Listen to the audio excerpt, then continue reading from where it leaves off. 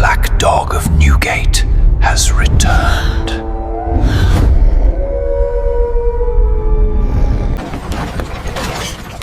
Do you dare face the legend?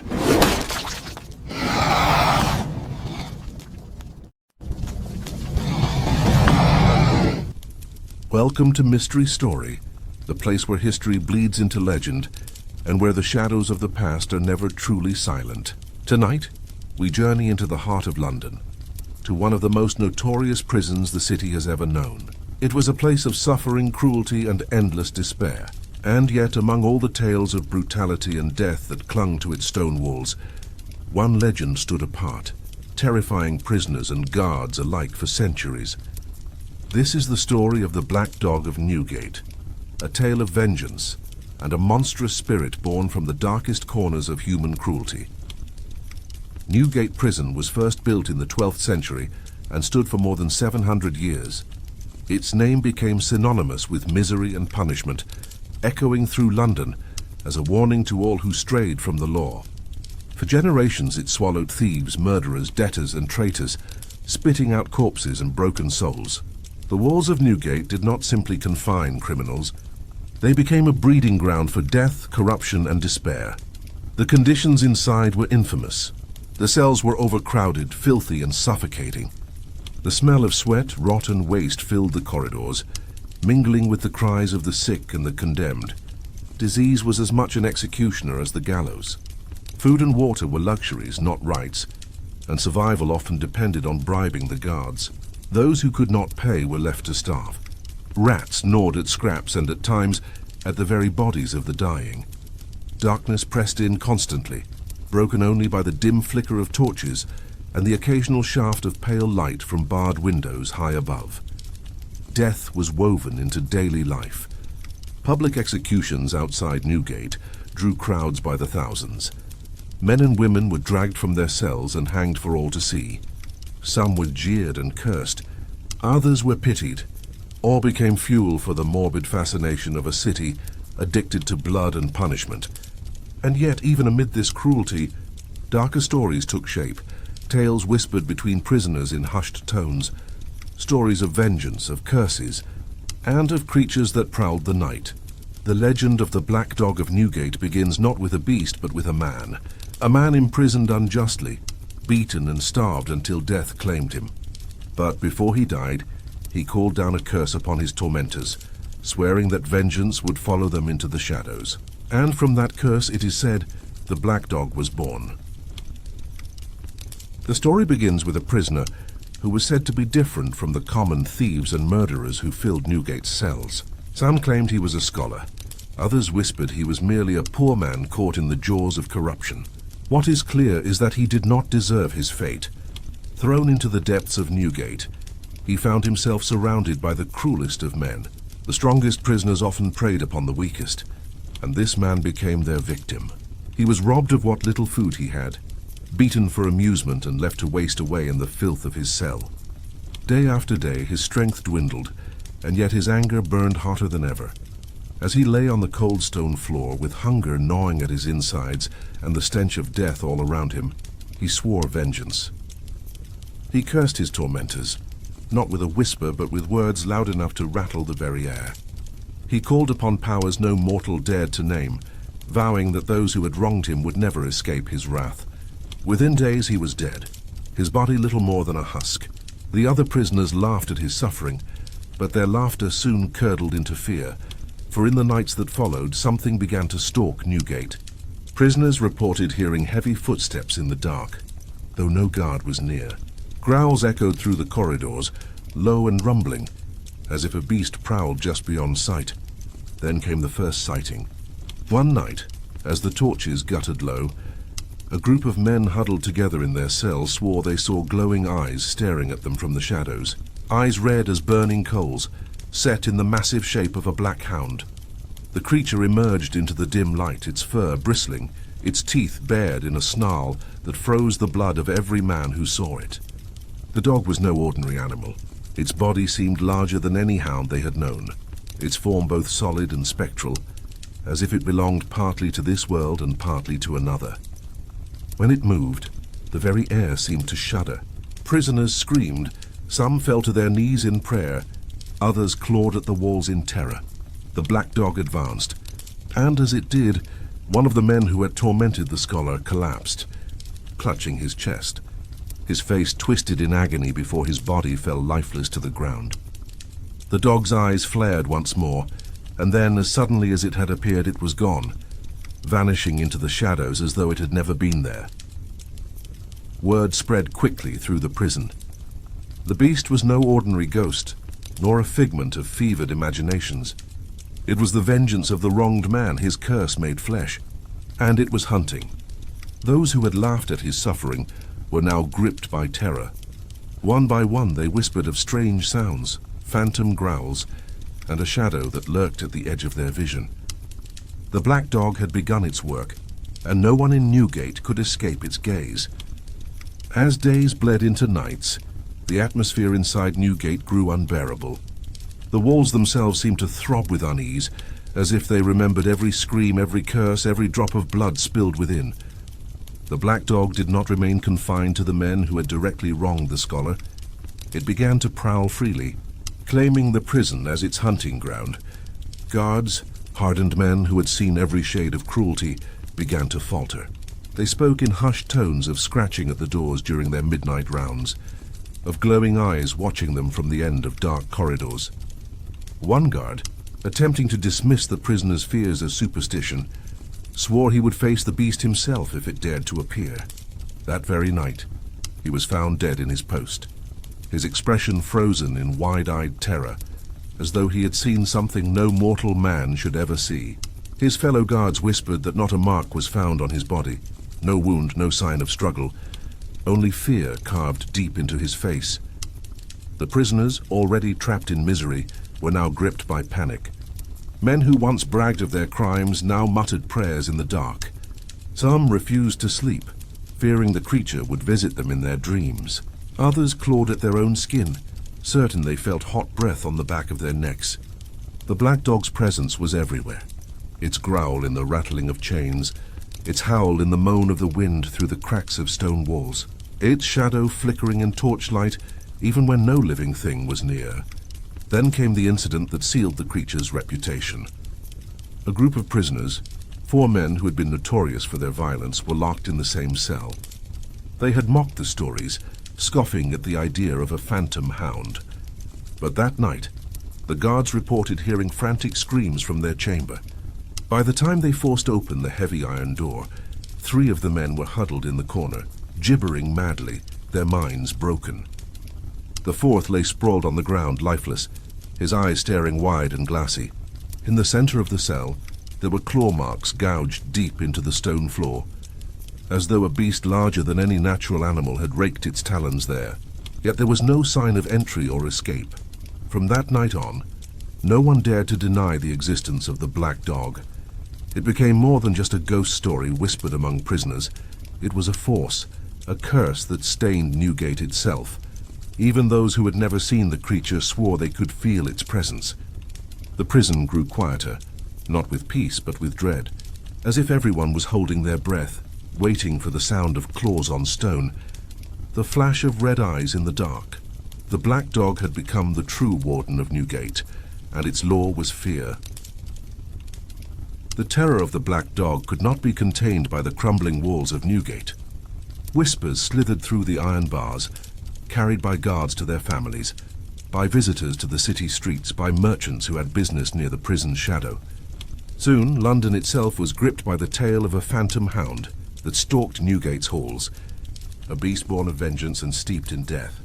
At first, the stories were told in hushed tones in taverns, as drunken men leaned close to share the chilling details.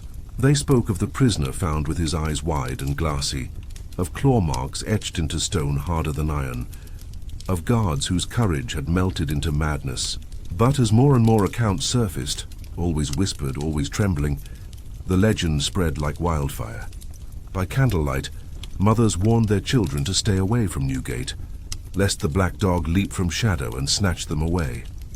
Merchants avoided the prison walls after dark. Even the bravest coachmen refused to drive their horses past the looming structure, claiming the animals would rear in terror, as though sensing something their human masters could not. By day, the prison remained a place of stone and misery, but at night it became a blackened wound in the heart of London, oozing dread into the streets around it. Some claimed the black dog did not confine itself to Newgate's interior. Residents of nearby alleys swore they heard its howls reverberating through the night, echoing along cobbled streets. There were reports of glowing eyes glimpsed in the fog, watching from doorways, vanishing before any could draw near. A butcher claimed he saw the shadow of a massive hound stretched across his wall, though no creature stood before him. The next morning his shop was found in disarray, as if ransacked by some monstrous force. Others believed the black dog was no longer a ghost of vengeance, but a guardian, an unholy sentinel that fed on suffering. Newgate, with its unending cycle of torture, executions, and despair, was the perfect feast. Some even whispered that the dog's appearance signaled impending death. If one heard its growl, they would soon meet the hangman's noose or rot in chains.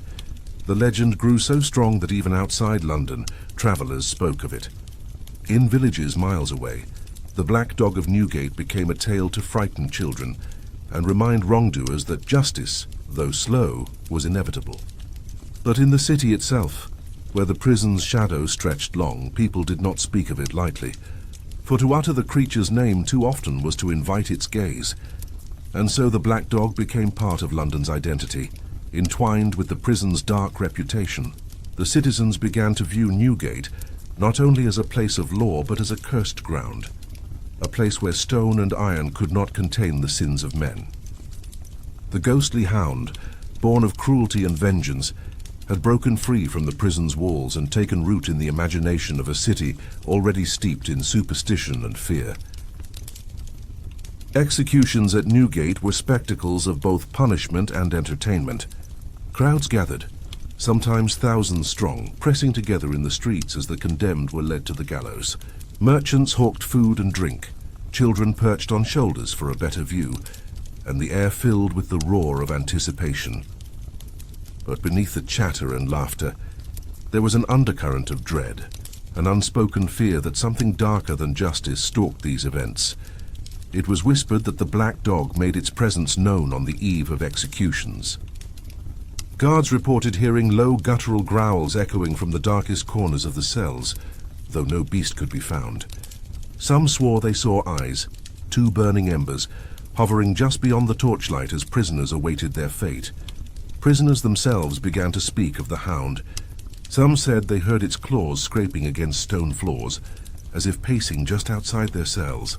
Others claimed it appeared in dreams, standing over them as they slept, its jaws dripping with shadow, its breath hot and foul against their skin. Many who faced the gallows in the morning spent their final night screaming, begging for the black dog to leave them be. And then came the day of the execution. As the condemned were marched through the gates, the crowd jeered and cheered. Yet more than one onlooker reported seeing a hulking shadow padding silently behind the prisoner, invisible to most but unmistakable to those who dared look long enough.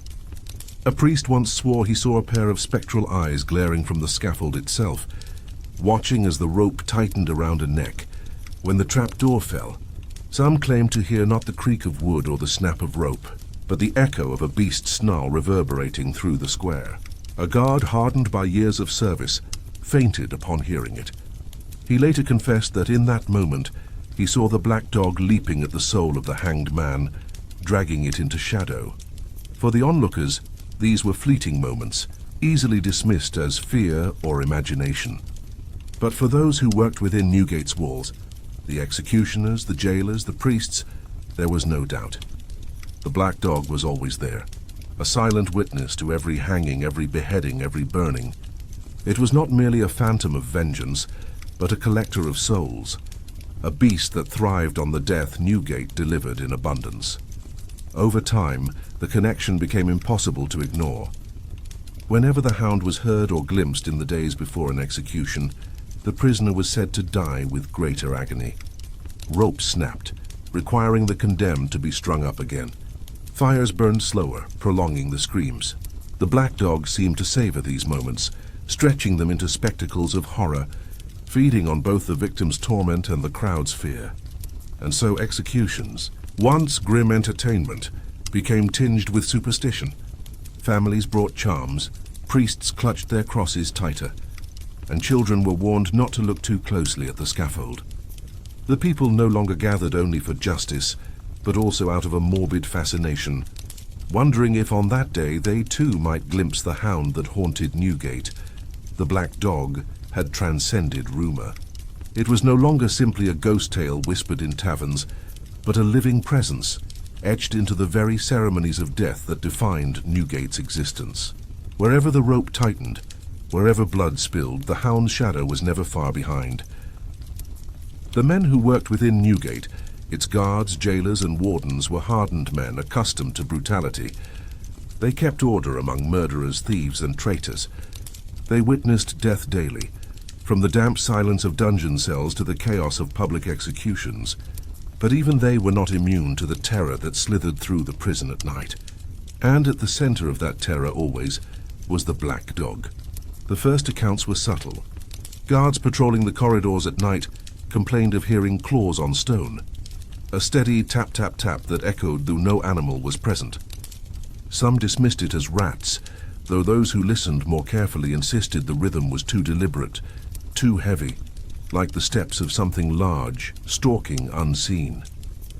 Then came the sightings. A young jailer named Thomas swore he saw a dog the size of a calf standing in the execution chamber one evening. Its fur was matted, its body cloaked in darkness, and its eyes burned like coals. When he called out, the beast vanished into thin air. Days later, Thomas refused to return to duty. He left Newgate entirely, telling his family he would rather starve than spend another night among those haunted stones.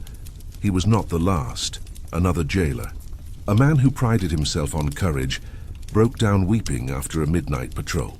He told his fellow guards that he felt hot breath on the back of his neck as he passed the cells of the condemned. Turning, he expected to find a prisoner lunging at him through the bars. Instead, he saw only the darkness, and within it a pair of glowing eyes staring directly into his soul. His screams echoed so loudly that even the prisoners fell silent. These experiences were not isolated. Over decades, the black dog became a phantom enemy for the very men tasked with maintaining control. Hardened jailers would refuse to walk certain corridors alone. Guards begged to be reassigned away from the dungeons. Even the warden himself admitted that when he descended into the lower levels of the prison, he felt the sensation of being hunted, as if invisible paws padded behind him in the dark. What unnerved them most was the sense of intelligence. The black dog did not simply haunt Newgate, it chose its targets. Guards who abused prisoners, who beat or starved them, were often the first to hear its growl in the night. Men who mocked the condemned before execution sometimes found their sleep interrupted by dreams of slavering jaws. Some never awoke from those dreams at all, their deaths dismissed as heart attacks, though their faces were frozen in expressions of terror.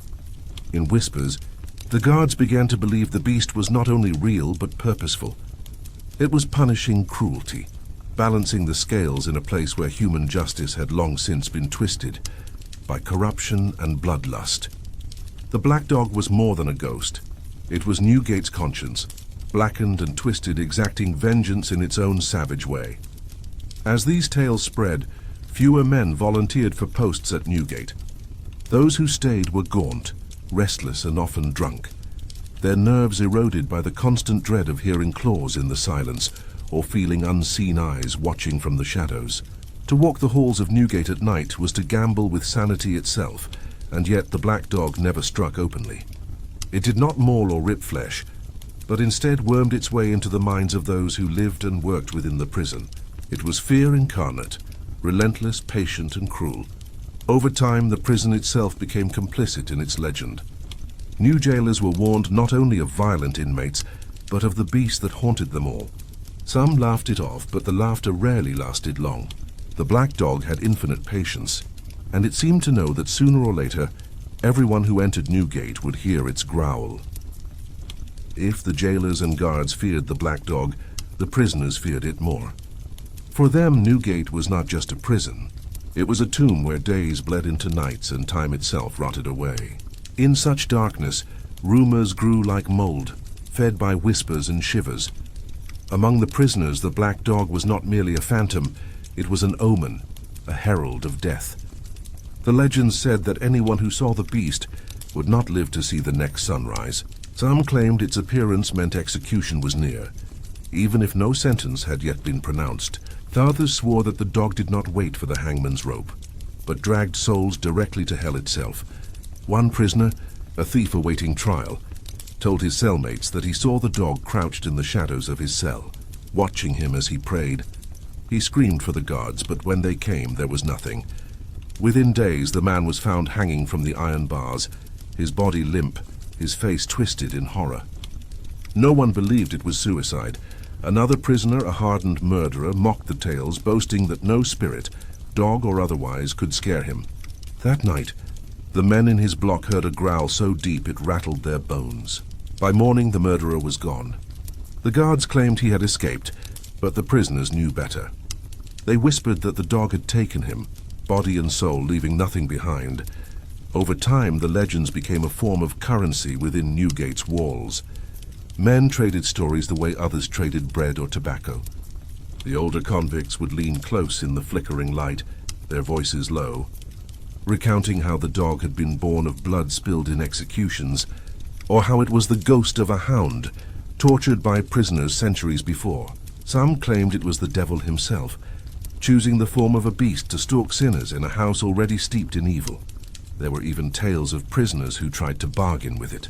One man supposedly offered his soul in exchange for freedom, whispering his plea into the darkness of the dungeon. Days later, his cell was found empty, the door locked from the outside. He had vanished, just like those who had seen the dog's glowing eyes.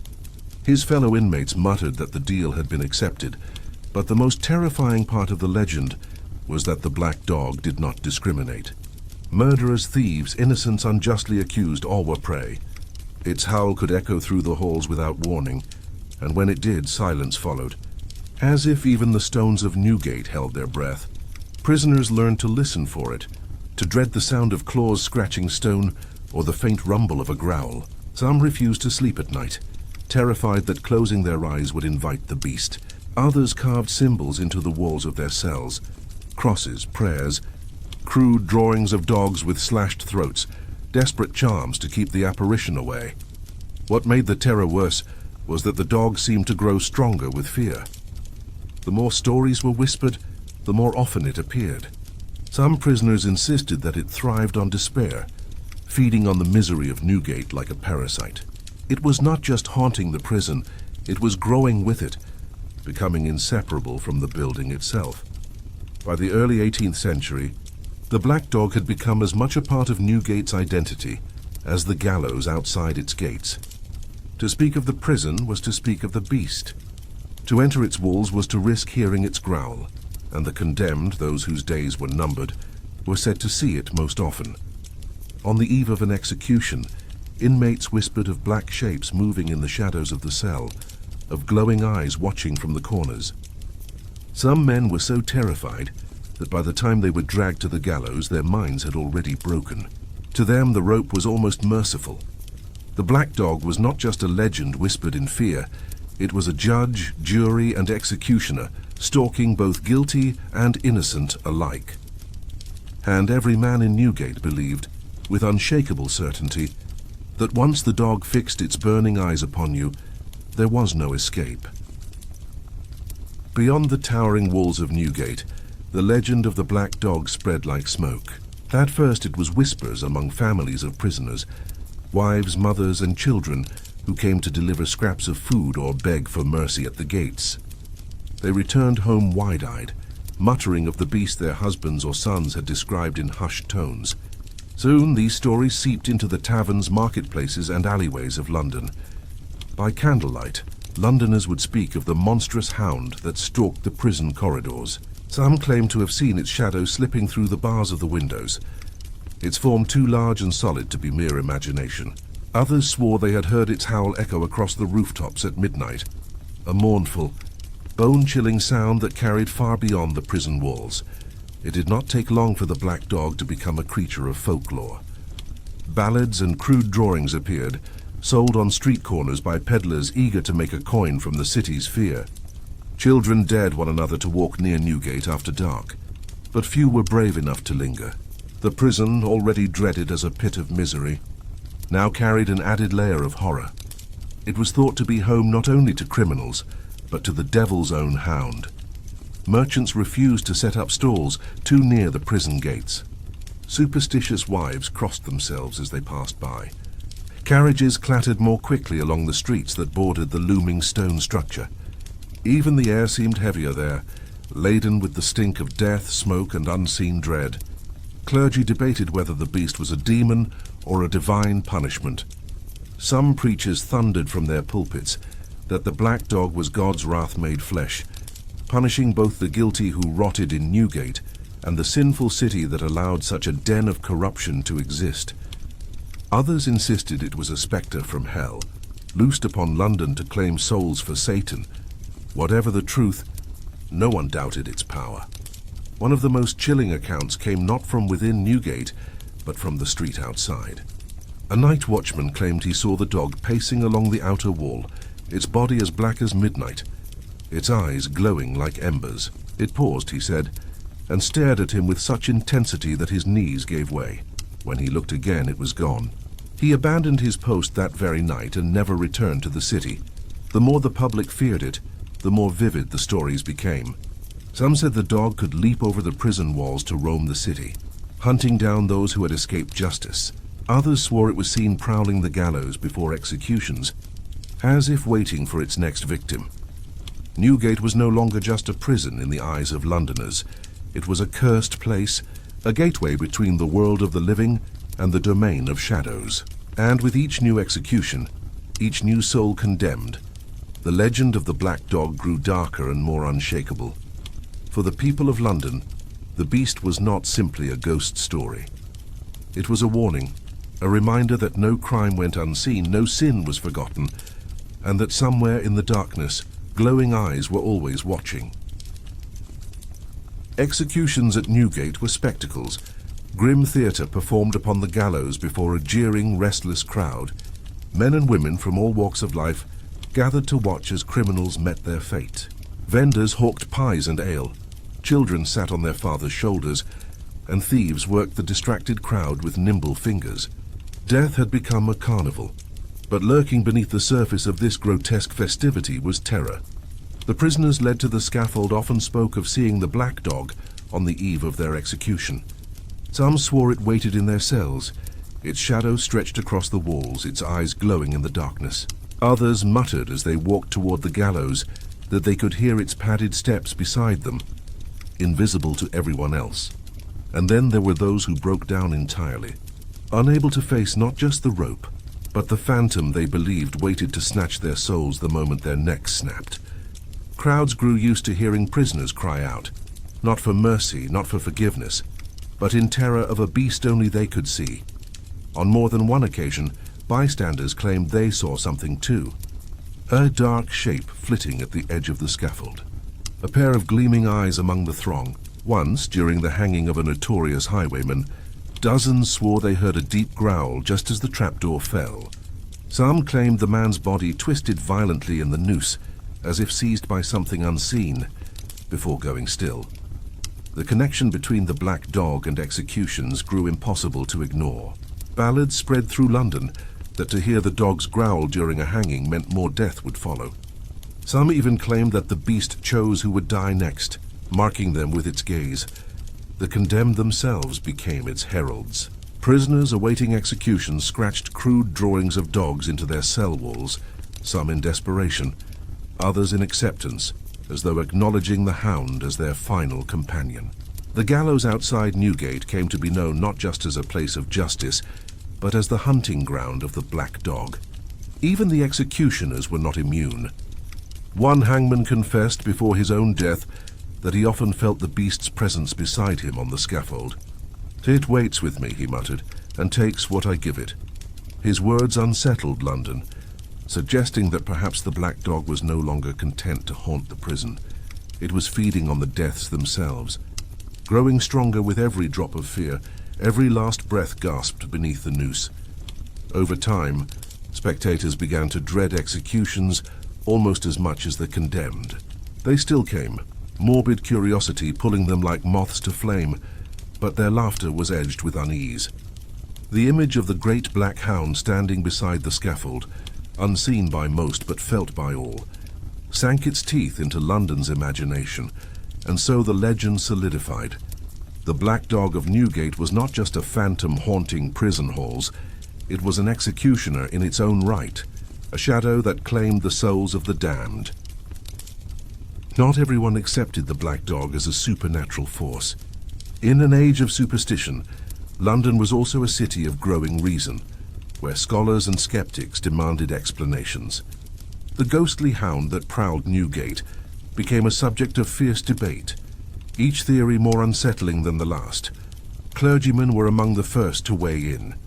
Some insisted the Black Dog was no demon at all, but a manifestation of divine judgment, a spectral guardian sent to remind sinners of their damnation.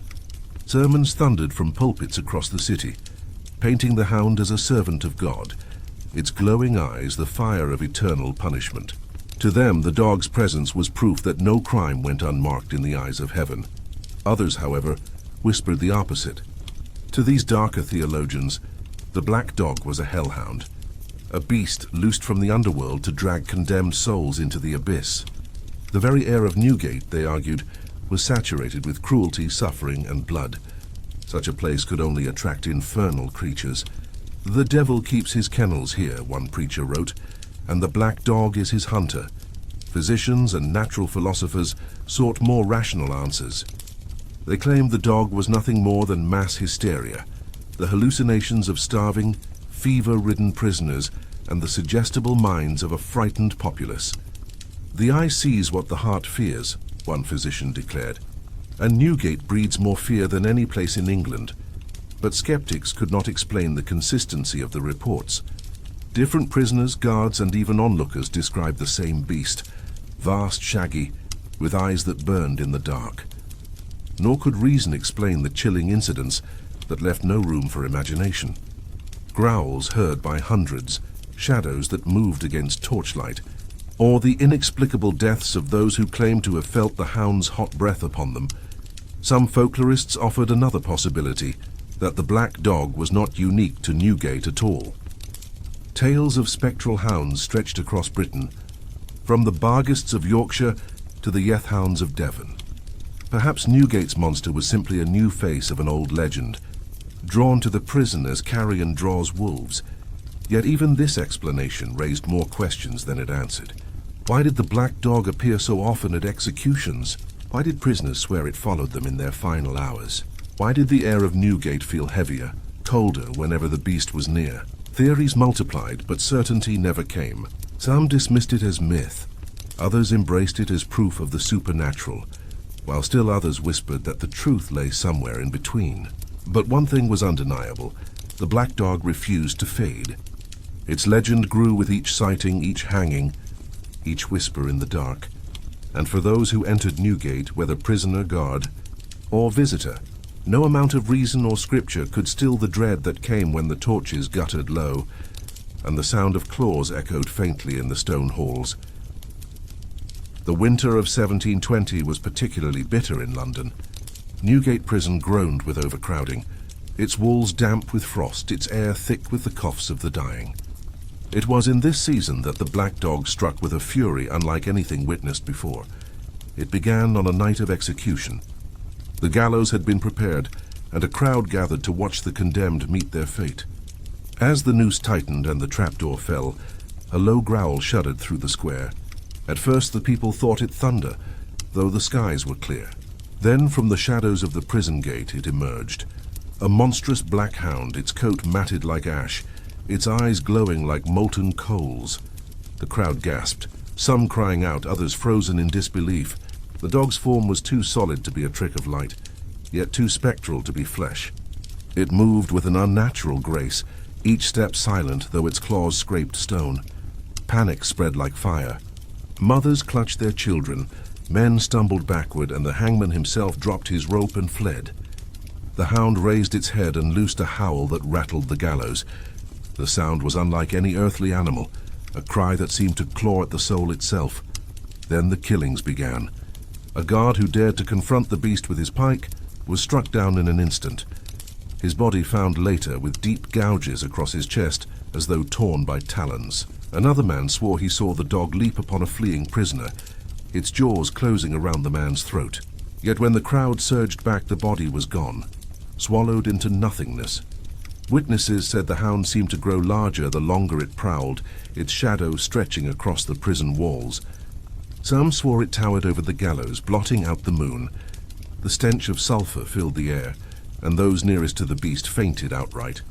Word of the massacre spread through London by dawn. Some said dozens had died, trampled by the panicked crowd. Others whispered the black dog had claimed its chosen souls and dragged them into the underworld. Whether true or not, the city reeled in terror, but the horror did not end that night. In the weeks that followed, the hound appeared again and again, always during executions, always when the gallows creaked under new weight.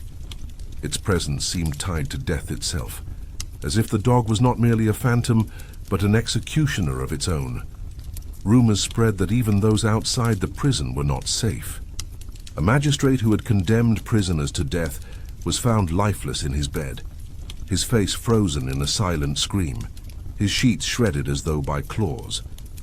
A merchant who had profited from Newgate's misery claimed he saw glowing eyes in his window before collapsing dead in the street.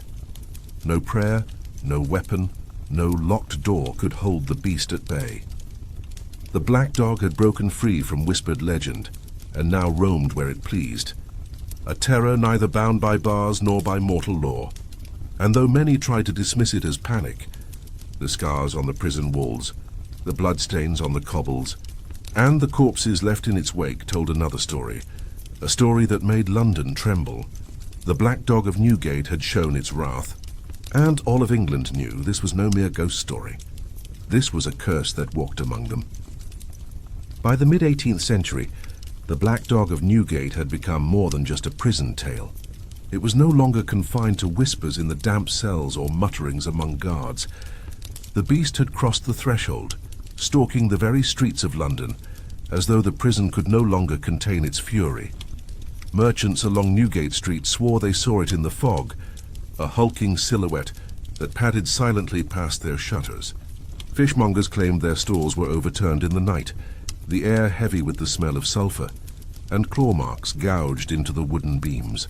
One woman insisted she awoke to the sound of claws on her roof, only to look outside and see fiery eyes watching from the alley below. Panic gripped the city. Londoners began to believe the hound was more than an apparition. It was an omen. Some said to glimpse it meant death would follow within 3 nights. And so when the beast was reported prowling near Smithfield Market, dozens abandoned their homes, leaving behind food, clothes, and even children in their flight. The church tried to calm the masses. Priests declared the black dog a trick of the devil, a spirit conjured by sin and fear. They held exorcisms at Newgate, chanting holy verses through the prison halls. Candles guttered and the air turned ice-cold during those rituals, and more than one clergyman refused to return after feeling an unseen breath at his neck. Still, the hound continued to appear, undeterred by crosses or prayers. It grew bolder with time. Witnesses saw it on London Bridge, its form massive and hunched against the mist, glaring at the river below. Sailors swore the Thames itself seemed to churn where it stared, as though the beast could command the water. Others saw it outside taverns in Suffolk, waiting as drunken men stumbled home, only for those men never to be seen again. Their bodies were sometimes found days later, torn open with no trace of human assailants.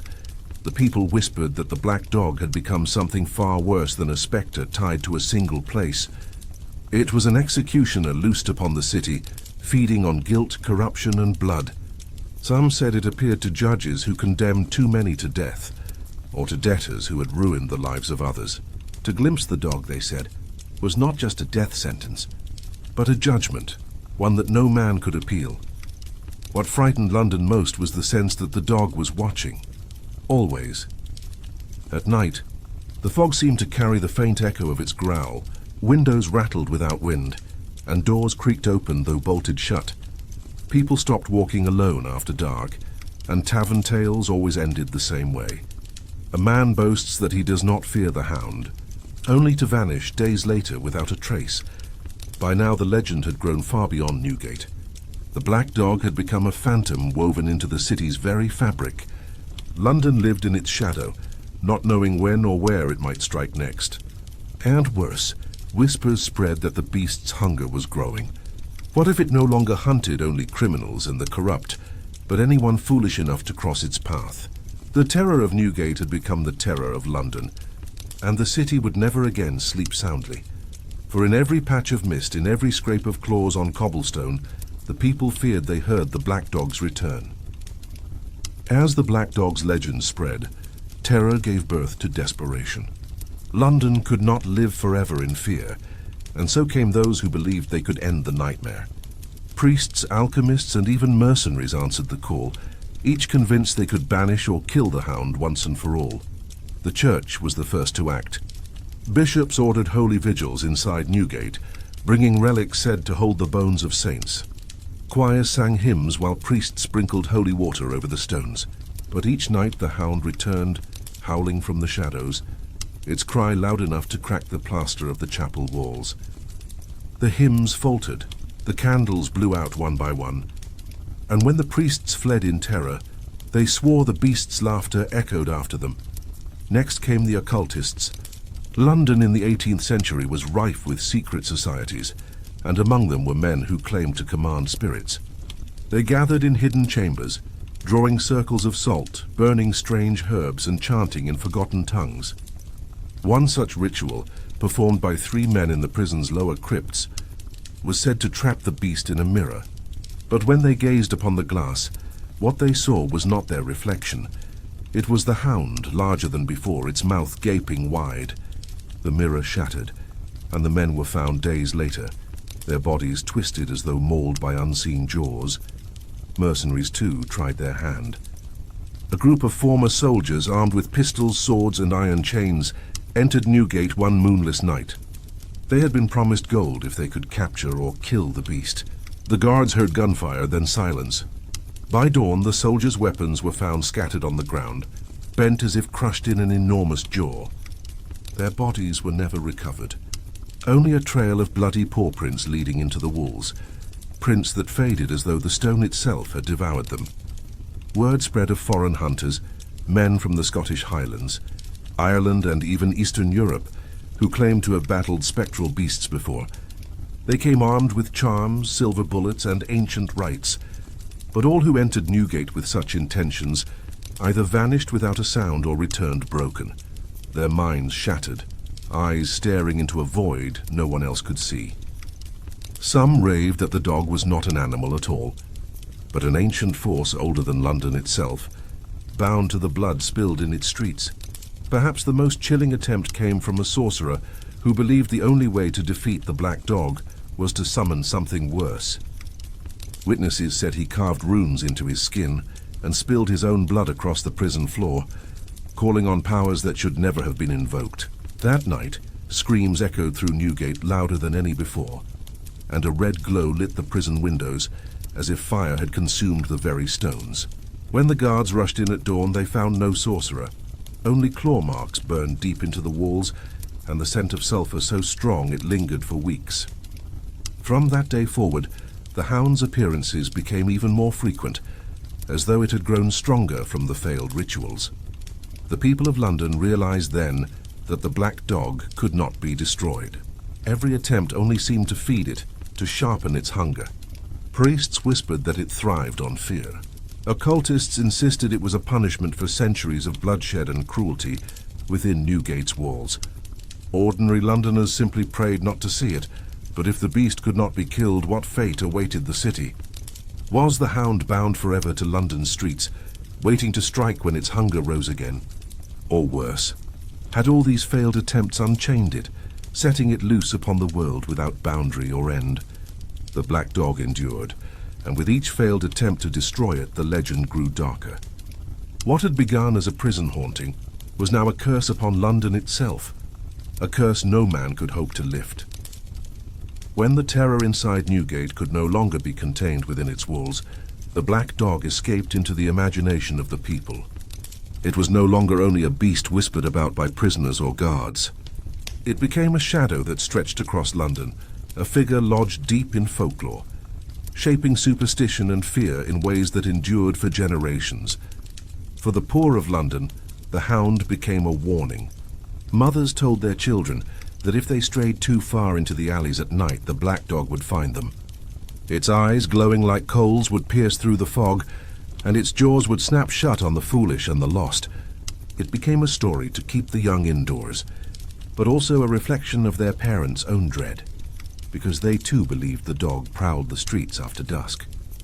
For sailors and travellers, the hound took on another meaning. Rumours spread through the docks that the beast was not bound to Newgate alone, but followed those who had once been imprisoned or condemned. Sailors claimed to have seen it pacing the edge of the Thames, watching silently as ships departed. Some swore that voyages cursed with misfortune had begun only after a black dog was spotted on the docks, howling into the night. Among criminals, the superstition ran deeper.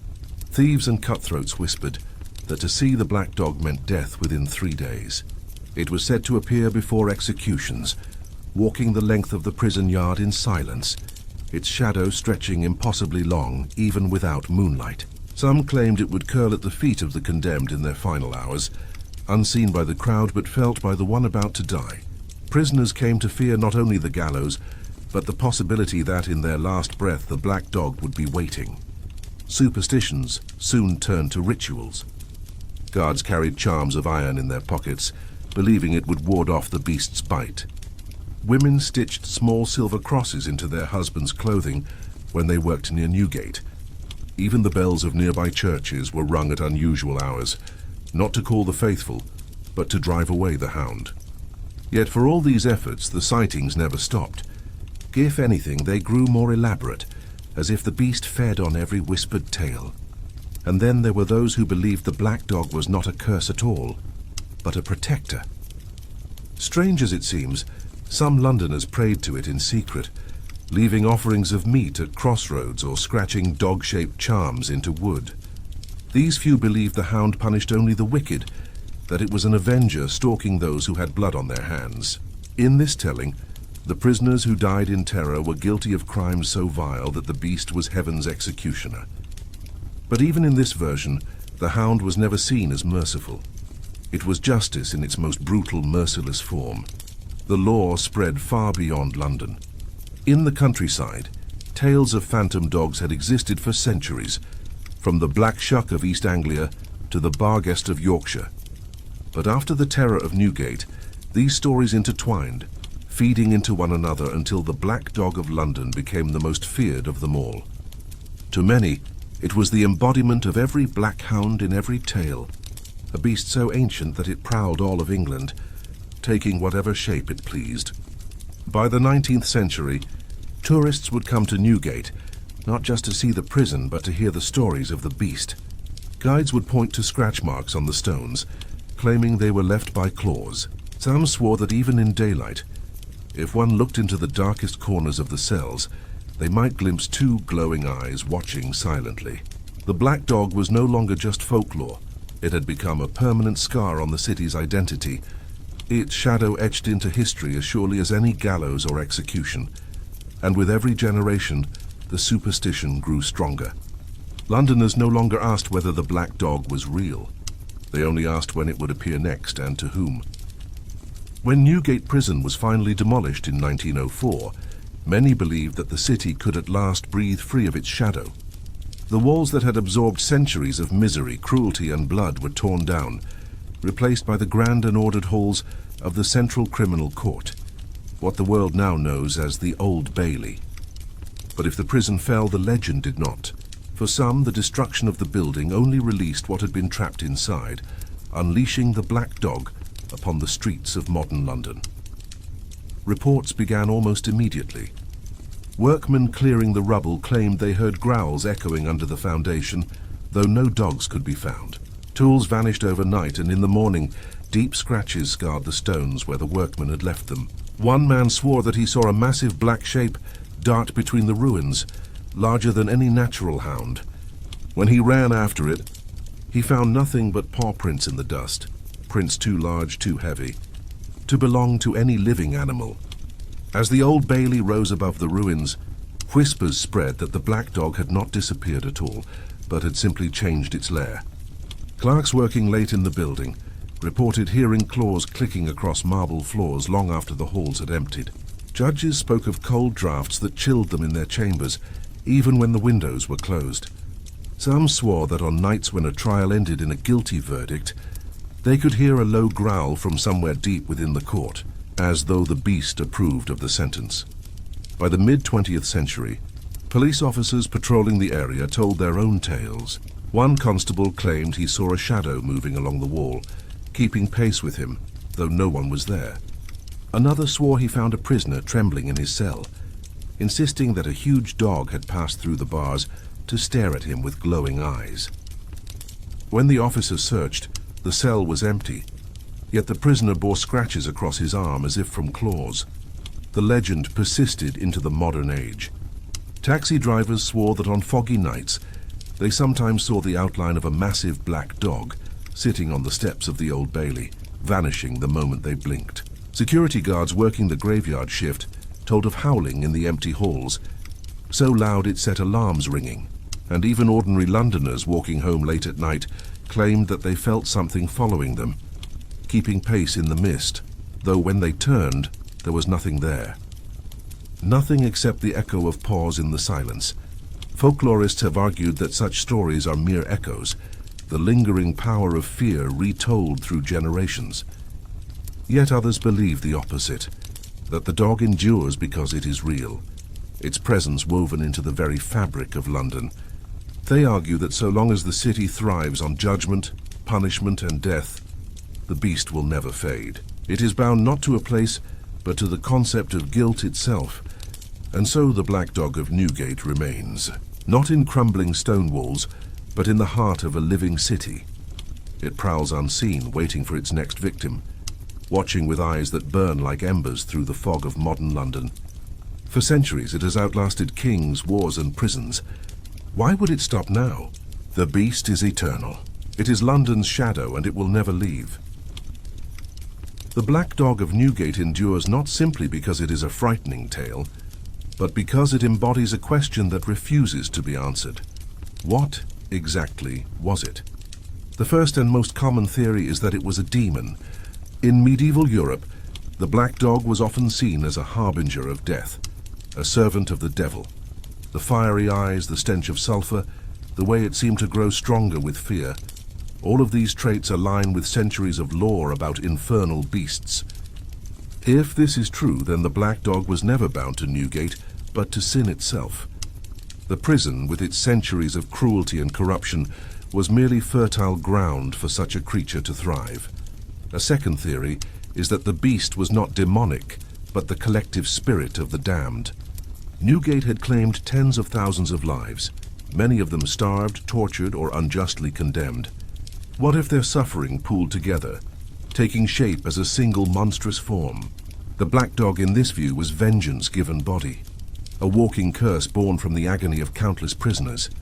This would explain why it seemed tied so strongly to executions, why it prowled most fiercely when blood was spilled. Fate was not one ghost, but all of them. There are those who claim the black dog was no spirit at all, but a symbol. To them, the stories of glowing eyes and phantom howls were exaggerated, born from fear, hunger, and madness inside Newgate's walls. The hound, they argue, represented guilt, the inescapable weight that stalked prisoners, guards, and judges alike. Even when the prison fell, the idea of the dog persisted, because guilt itself persisted. In this view, the beast is not supernatural, but psychological. Yet ask those who swore they saw it, who felt its hot breath on their skin, would they agree it was only in the mind? Others lean into folklore, connecting the black dog of Newgate with the broader tradition of spectral hounds in Britain. From the Black Shuck to the Barghest, these beasts have long been said to haunt crossroads, graveyards, and execution sites. Was Newgate's dog just another manifestation of this ancient archetype? A creature older than the prison itself? Perhaps it did not begin there, but was drawn to the endless misery within its walls, feeding and growing stronger with every death. And then there is the most chilling theory of all, that the black dog was not tied to any place or any people, but to London itself. Cities have souls, or so some believe, shaped by the lives and deaths within them. London, with its centuries of plague, fire, and execution, may have birthed its own guardian, or its own predator. In this telling, the black dog is as much a part of the city as the Thames, a force that can never be exorcised because it is London's shadow. What is most unsettling is not which theory might be true, but the fact that none can explain away the sightings that persist even now. The glowing eyes seen in courtrooms, the sound of claws in empty halls, the chill of breath felt on the neck of those walking home alone, all of it suggests that the black dog has not vanished. It still waits, and so the tale lingers as alive today as it was centuries ago. Whether demon, spirit, symbol, or city's curse, the black dog of Newgate stands as a reminder. Some horrors cannot be destroyed. They can only be endured. And in the silence of night, when the fog curls thick and heavy across the streets of London, perhaps you too will hear the sound of paws behind you, slow, steady, inevitable. And when you turn, will you find nothing? Or will you see two burning eyes watching, waiting, patient as death itself? And so the tale of the black dog of Newgate comes to an end. Or perhaps it never truly does. For centuries its shadow has haunted London, slipping through the cracks of time, appearing when fear and despair are at their strongest. Some call it a demon, others a spirit of vengeance, but whatever it may be, the hound has never been banished. Maybe it waits still, just beyond the edge of sight, padding silently through the mist. Maybe tonight, when you walk alone, you'll feel the echo of paws behind you. And dare not turn around, because the black dog does not just belong to Newgate Prison. It belongs to the darkness itself. If you've made it this far, ask yourself, was the black dog only a story? Or is it already watching you from the shadows? And remember, this is not the only legend. There are countless more. Forgotten prisons, cursed places, unsolved vanishings that wait to be unearthed. So stay with us, because the next story may be even darker,